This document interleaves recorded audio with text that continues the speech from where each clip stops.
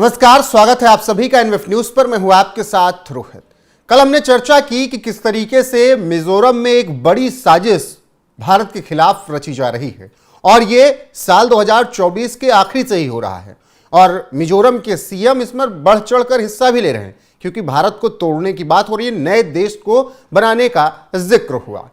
अब इन सब के बीच इस साल की शुरुआत में ही अमित शाह के बेहद खास को मिजोरम में जिम्मेदारी सौंपी गई। अजय भल्ला जो कि राज्यपाल बनाए गए, जिनका शपथ हुआ 3 जनवरी को। अब ये सब कड़ियां जुड़ रही हैं, इसके अलावा तमाम कड़ियां जुड़ रही हैं।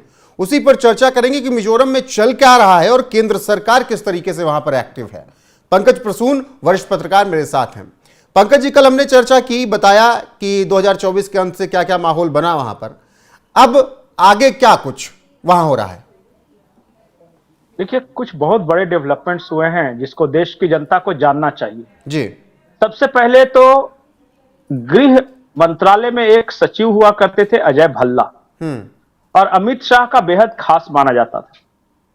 मतलब गृह मंत्रालय, मतलब ये समझिए कि इंटरनल सिक्योरिटी का पूरा एस्पेक्ट्स वो देखते थे और जितने भी इंटेलिजेंस एजेंसियां हैं उन्हें रिपोर्ट करती थी।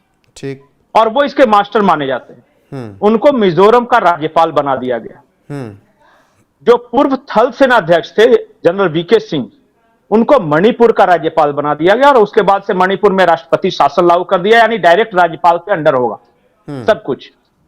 और उसके बाद वहां केंद्रीय बलों का उतरना, सभी लोगों से हथियार जमा कराने की बात कहना, और उसके बाद अब तो नया ऑर्डर यह मिला है कि जितने भी वॉरिंग फैक्शन हैं जी, या तो आप शांत हो जाओ। सारे जो प्रोटेस्ट कर रहे थे सड़कों पे सबको हटाया गया है कि हटाओ, ये सब प्रोटेस्ट वगैरह ये नहीं होगा। ठीक। और जो केंद्र चाहेगी वो होगा। और फिर वहां जो कुकी या मैतेई लड़े थे, दोनों को समझा दिया है कि तुम लोग अपनी लड़ाई बंद कर रहे हो या फिर हम अपनी कार्रवाई शुरू करें।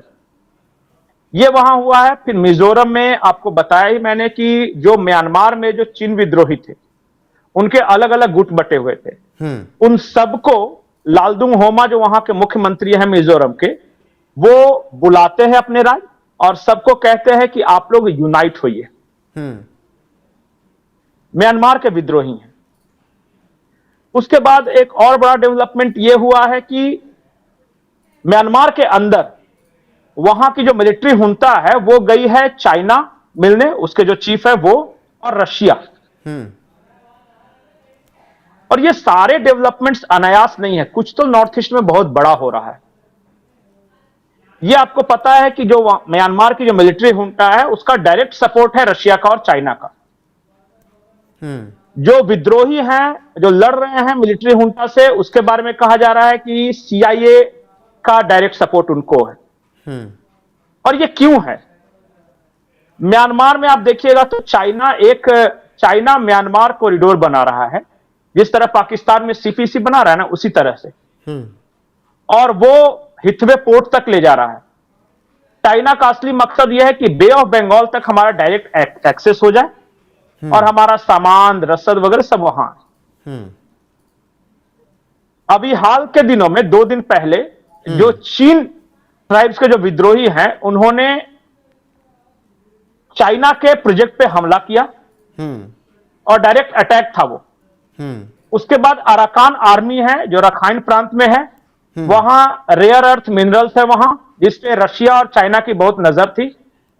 अब उनके इंटरेस्ट पे रखाइन प्रांत में जो अराकान आर्मी है उन्होंने हमला करना शुरू कर दिया है। ठीक।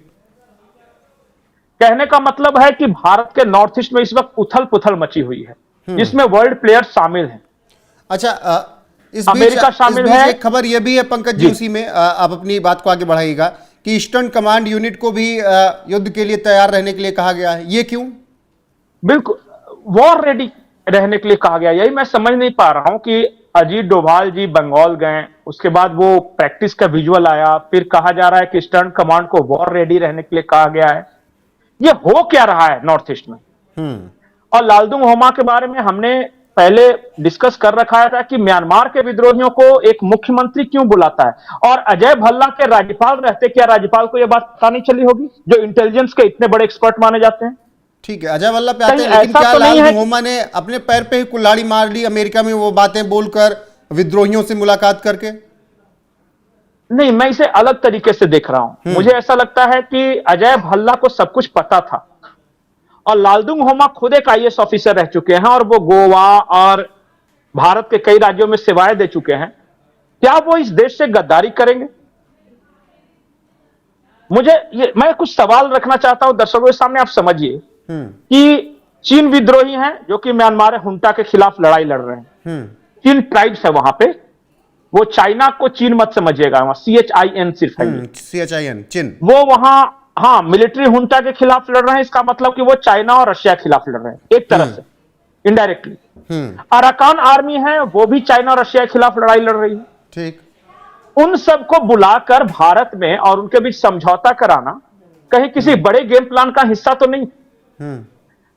फिर जिस तरह उन्होंने कहा कि हम एक सेपरेट जोलैंड बनाएंगे, जोलैंड में क्या होगा?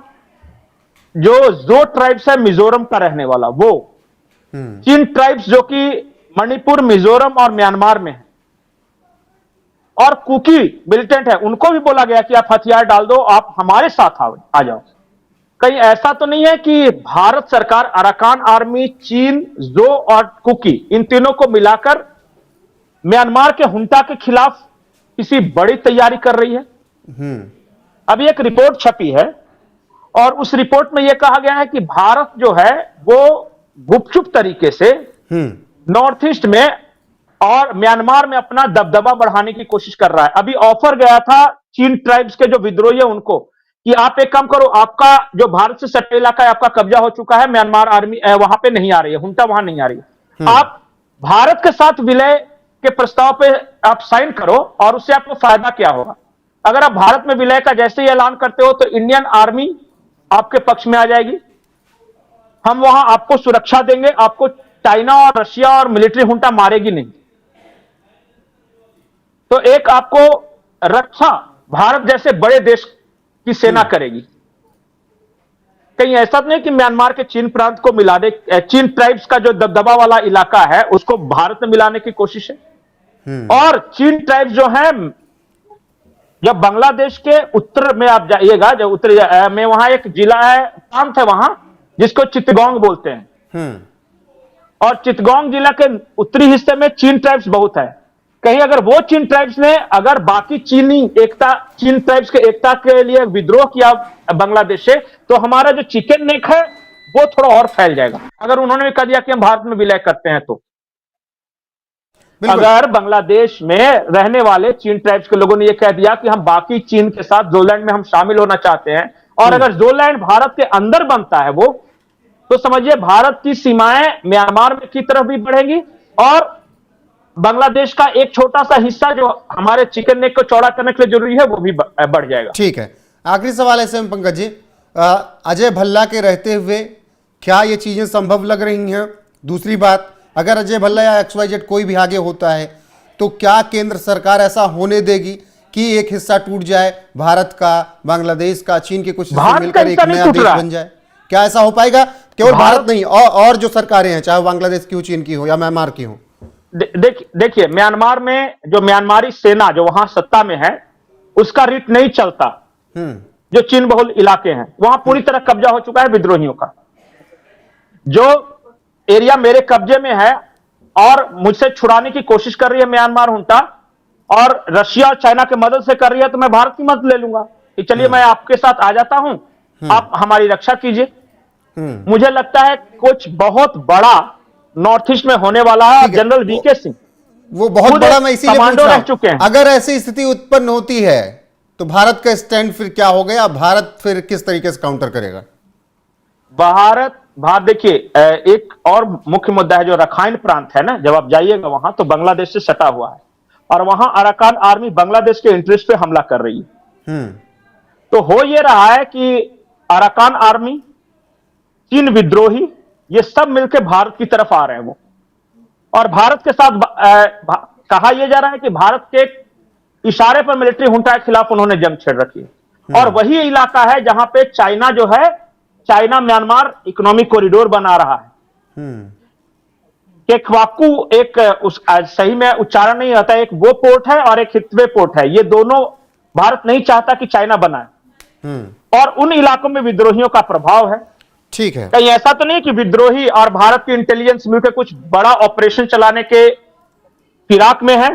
देखिए, जैसे ही गृह मंत्री, रक्षा मंत्री, विदेश मंत्री पीओके करने लगे, तो लोग कह रहे हैं, कई एक्सपर्ट का यह कहना है कि वो ध्यान हटाने की कोशिश कर रहे हैं। भारत के पत्रकार पीओके के बारे में बात कर रहे हैं, कल को घोषणा हो जाएगी कि जो म्यांमार का कुछ हिस्सा और बांग्लादेश का कुछ हिस्सा हमारे साथ आ गया, उन्होंने विलय पत्र पे दस्तखत कर दिया, तो हम क्या करें।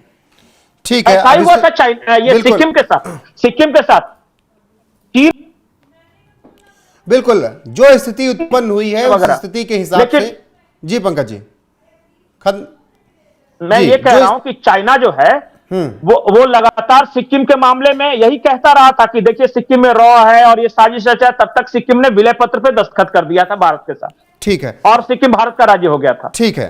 फिलहाल जिस तरीके की स्थिति बनी हुई अगर है, अपने बॉर्डर को रखाइन प्रांत में अगर भारत की पहुंच का मतलब यह है कि रेयर मिनरल्स पे भारत की पहुंच, और कई लोग ये कह रहे हैं कि अमेरिका इसमें भारत का साथ दे रहा है।